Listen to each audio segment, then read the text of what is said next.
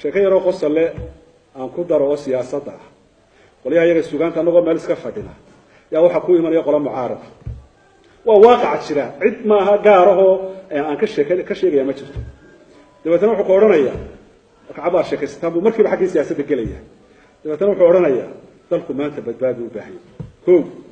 intii aynu soo jiray maanta maalin ay ka halis badan tahay ma jirto haddaan maanta la isu iman oo arrintaa aan meesha dib wax loo eegin halis baynu ku jiraa qoliyihiinii suugaanta idinkaa dadka wax u sheegi jiray oo tilmaami jiray idinkana miyaa layidhi mustafeey intaanad u jawaabin buu odhanaya dee laakiin waxaan la guranaya waxoogaa laydinka dhibo intaa sida aamusisay isaga isu jawaabaya waa kaa tegayaa kaasi qolo muxaafidaa ku imanaysa wuxuu kaaga bilaabayaa isna maanta maalin aynu ka wacannahay ma jirto wixii xukuumadda soo jiray qoladaa maanta hoggaanka haysa halkay gaadhsiisay cid gaadhsiisay ma jirto haddii abaartaa ilaahay inaga jabiyo abaartaasaa inoogu darana wax kaloo inaga maqani markaasaad ku odhanaysaa waniyow dee haya joornaalada iyo tiifiyada iyo waa la dhaliilaya si waxu jira isagoo maciyaalkan burburkii intii dabada dhashay aan waxba ogeyne iyo facebookyada iyo waxaasaad eegto waniyo nin weyn baa ku moodayay war waxaa ha eegi waxaynu soo marray miyaad garanay maanta nimcaynu ku jira habeenka doon baa tv-ga shidaysa kaanimi waxaa fadhiya ninkii kulahaa dalku halis buu ku jiraa mucaaradka ahaayo shir jaraa'id qabanaya wuxuu leeyahay xisbiyada mucaaradka raggii wax ka aasaasay baan anigu ahaa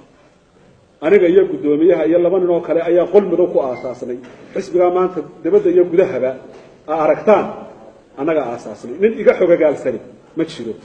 xisbiyadii mucaaradku markay meel ay u socdaan aanu garan weyne ee ujeeddadoodii fahmi weyne ee aanu ka shakinay waxay nala noqoto inaanu dalka iyo dadka wax u qabanno oo xukuumadda ka mid noqonno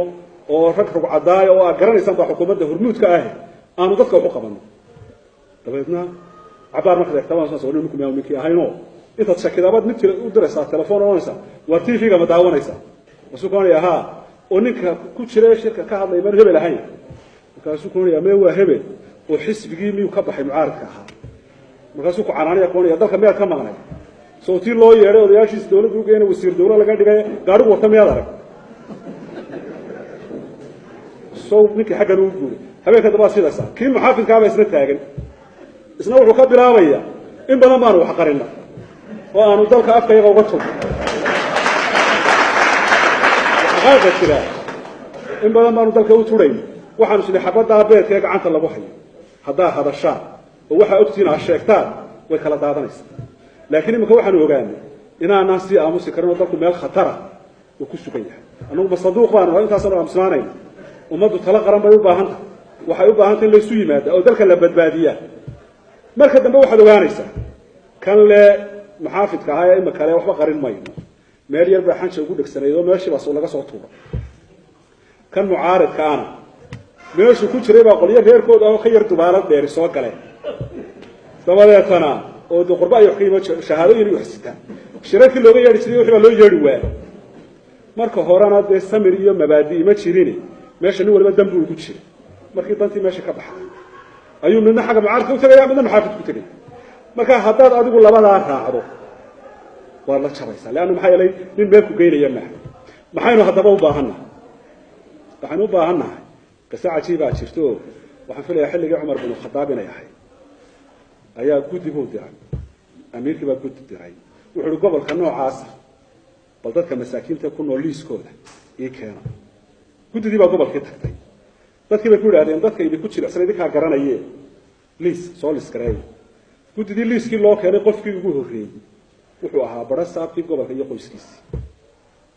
dabeetna guddidii waxay u yeedheen dadkii waxay idhahdeen magacani miyaanu ahayn bara saabkii gobolka waxaa la waa isaga oo isagaa noogu baahi badan oo 4 habeen ama 5 habeen gurigiisa dab lagama shigo maxaa sababay bara saabkii gobolka ba haystay inuu noqdo qofka faqorada ugu lambarwansan waa qof yoolaho meel ku socdo oo ku samraya meesha uu ku socdo innagana